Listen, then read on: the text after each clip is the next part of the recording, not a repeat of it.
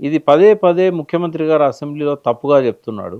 వాస్తవంగా retired engineers వాళ్ళ committee వేసింది మేడిగడ్డ గురించి కాదు. రైట్. మనకు మిడ్ మానేరే గుండెకాయ. మిడ్ మానేర్కు నీళ్ళొస్తే టూతాడు కాళేశ్వరం ప్రాజెక్టు నీళ్ళొస్తాయి. మొత్తం 18,25,000 ఎకరాల ఆయకట్టు కింద కొత్త ఆయకట్టు. కొత్త ఆయకట్టు కొత్త ఆయకట్టులో 5,90,000 ఎకరాలేమో ఈ సిస్టమ్‌తోనే సంబంధం లేదు. దాని సోర్స్ శ్రీరామ్ సాగర్. ఓకే. అది కాళేశ్వరంలో భాగమైనా కూడా కాళేశ్వరం నెట్వర్క్‌కే సంబంధం లేదు అది. అసలు దీంతో దేనితో సంబంధమే ఉండదు. మిడ్ మానేర్తో సంబంధం ఉండదు, మేడిగడ్డతో సంబంధం ఉండదు, ఎల్లంపల్లితో సంబంధం ఉండదు, నందిమేడారం గాయత్రి పంపౌదులతో సంబంధం లేదు, అన్నారం సుందిలతో సంబంధం లేదు, మలన సాగర్తో సంబంధం లేదు, కొండపోజమ్మతో సంబంధం లేదు, రంగనాయక సాగర్తో లేదు. ఎలా? అదే కదా అర్థం కాలేదు చాలా మంది, కాళేశ్వరం అర్థం కాలేదని.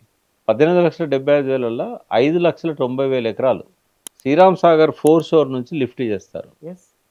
అది పార్ట్ ఆఫ్ కాళేశ్వరం ప్రాజెక్ట్. ఇప్పుడు 1,00,000 కోట్లు పోయినాయి మేడిగడ్డ గురుగుతాయి అని అన్నాడు కదా. ఈ మేడిగడ్డకు దానికి సంబంధమే లేదు కదా. 1,00,000 కోట్లు ఎక్కడికి పోయినాయి.